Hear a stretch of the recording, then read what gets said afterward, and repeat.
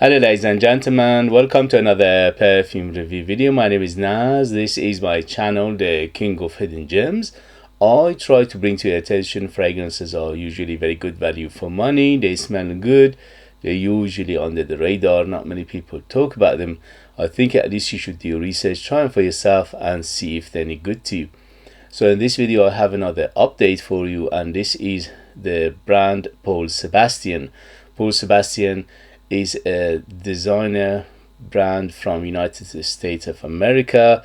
They've been around since 1970s, and this one is their original perfume. They came to the perfume round with this beauty, and it's called Paul Sebastian Design EDP 100ml. Is targeted for ladies, but to my nose this is unisex. It shows you, 70s and 80s perfumes were so rugged that even the targeted perfume for ladies, men can wear it easily. So this one, their first perfume, and it was a hit, and still is very good. I'm happy to say that they haven't touched the formulation, plus the longevity is very good. So let's start with the presentation. Presentation is very simple, it's very minimalistic, but it is very nice on the eye.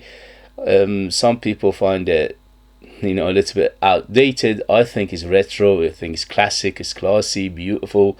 So everything about it is nice, especially for a price under £30 in United Kingdom. Although in other places like United States and Europe, I think you can find it for even cheaper prices. Google it if you are interested. Google it, see if it comes up, how much it goes in your area. So as I said, a very simple design in the box and the bottle. Everything is simple, but it's nice. It is classic. I like it. And in terms of longevity, I'm happy to say it's very good.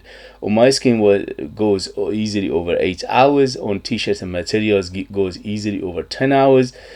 The next day I woke up, I could still smell it strongly on t-shirt. So it is very, very good. If you put on material, it goes for days. So it's very, very good performer. In terms of projection, an arm length of projection for around 3 to 4 hours, and after that slowly would subside. We always have a big bubble, big cloud and a big trail. I went with 10 sprays of it, and that was ample enough for me to smell it all day and the next day. So if you're going to buy it or you have it, be careful with trigger. It's one of those perfume that it deceives you. You think you put some, where is it? But believe me, it's very, very loud.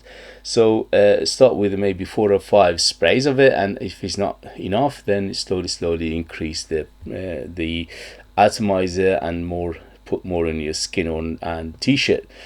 So performance wise, very good. In terms of formulation, as far as I can tell, I read many reviews that they saying who are familiar with the original one.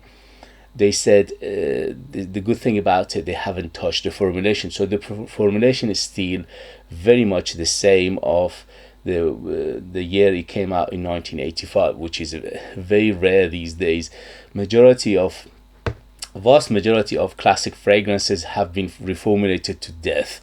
This one is one of the exception to the rules, so they haven't touched the formulation, which is very, very good for us consumers. This is targeted for ladies, but as I said, in 70s and 80s they made them so rugged that you can easily wear a ladies one from that era as a man. I wore it for the last 2 days and I absolutely enjoyed it to the max. To my nose, this is completely unisex.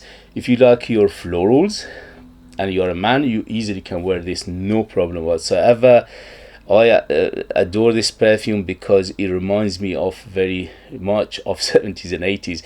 When you wear it, there is no mistake this is from 70s and 80s. So for some people it could be classic and very amazing reflection of that era. For some people it could be outdated. So that is the thing. It could be, this perfume could be polarizing. Some people will think this is outdated, this is grandma, this is my mother, grandmother, and things like that. And some people will adore it because it reminds them of that beautiful perfumes in that era.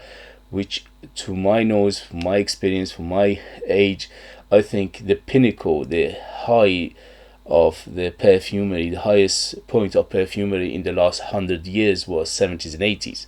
So for that, I recommend it for people who like that era. Okay, so if you like that 70s and 80s era, maybe even to go back to 60s, to some extent reminds me of Aramis by Aramis. Again, it's not a one-to-one to it, it's not a 100%, it's not a copy or anything like that, but because it's in the same genre of perfumery, which is heavy on the florals, it reminds me of that one to some extent.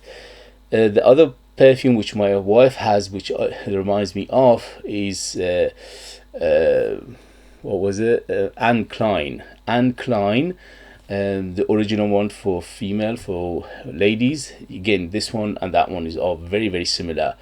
Again, similar genre of perfumery, not a one-to-one, but very, very close in terms of smell profile.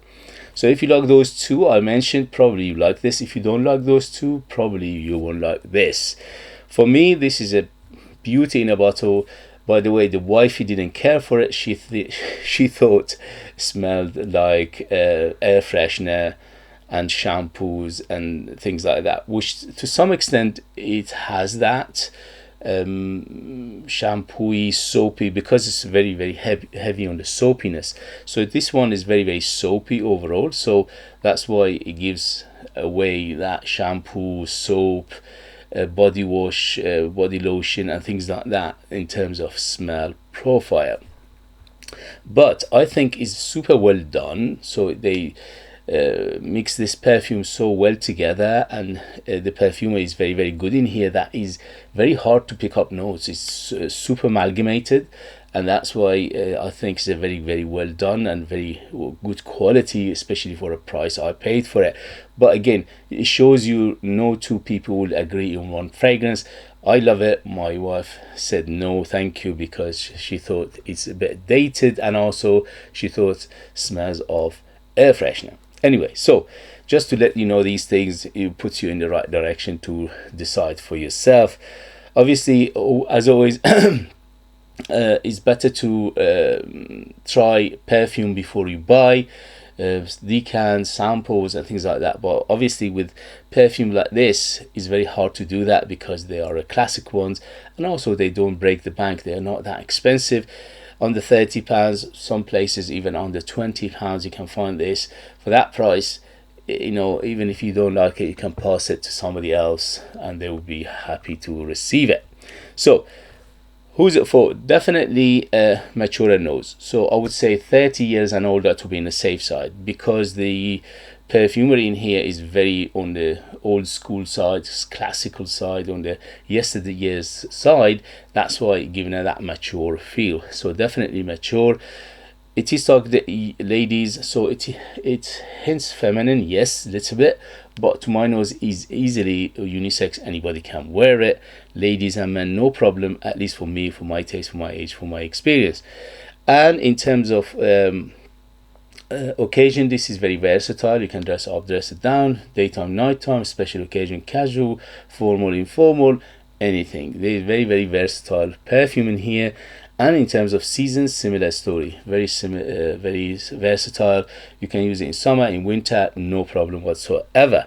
So let's get to the smell of this perfume. This perfume, if I put 3 words for it, is floral, floral, and more floral. So this is a heavy on the florals, and the main part of those florals are the white florals. So we have jasmine, we have gardenia, we have tuberose, we have orange blossom, and we have honeysuckle. So white florals on top of white florals. Okay, there is a rose aspect to it which is quite noticeable, but the rose is after the white florals.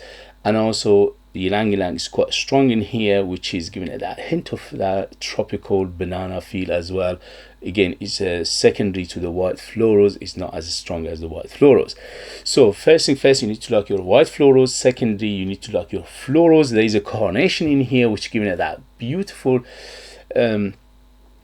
greenness and also powderiness to it. This perfume overall is quite powdery.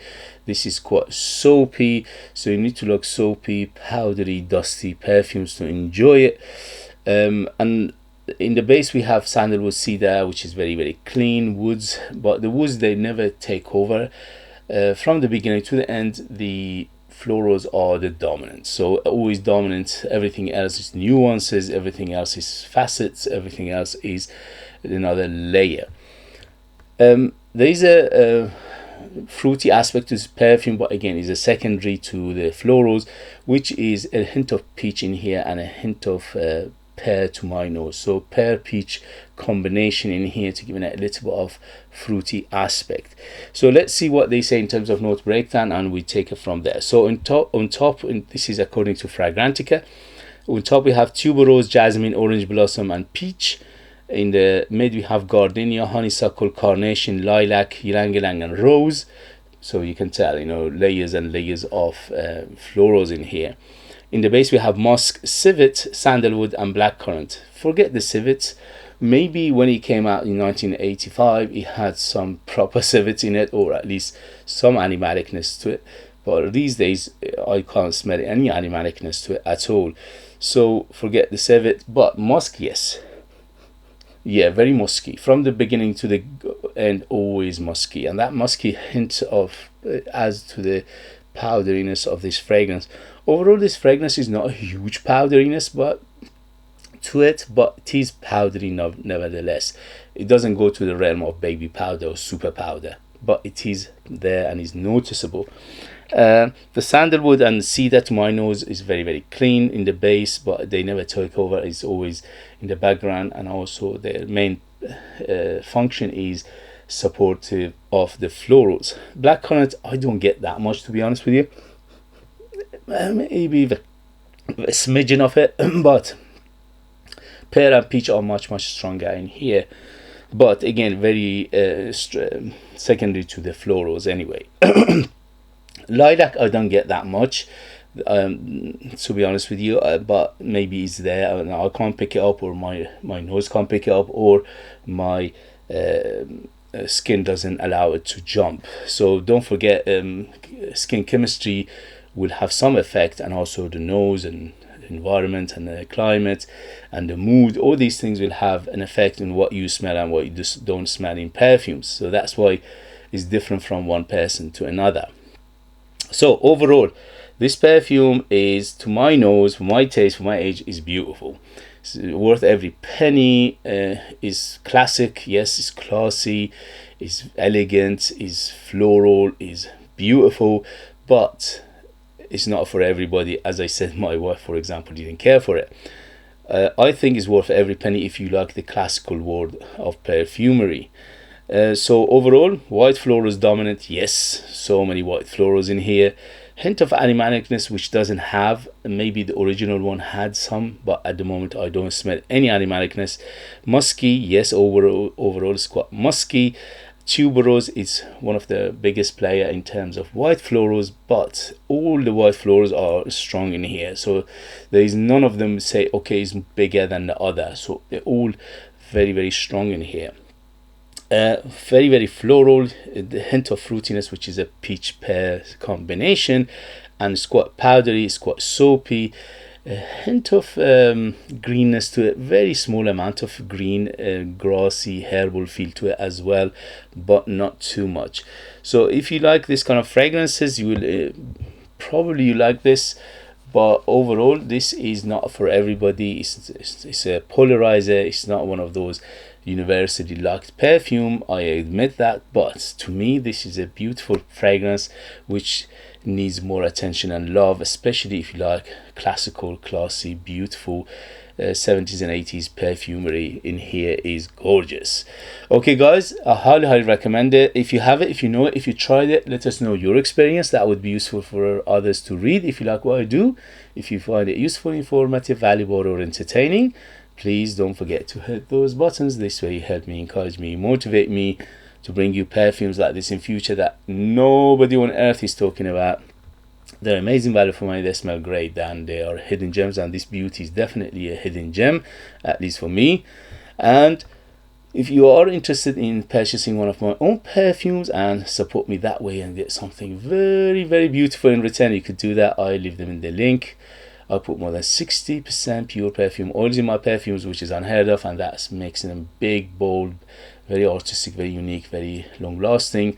And they are like time capsule. They take you different places, different time, and they are super gorgeous, if I say myself. Thank you very much as always for watching. Thank you very much for your love and support, and I'll see you later. Bye bye bye.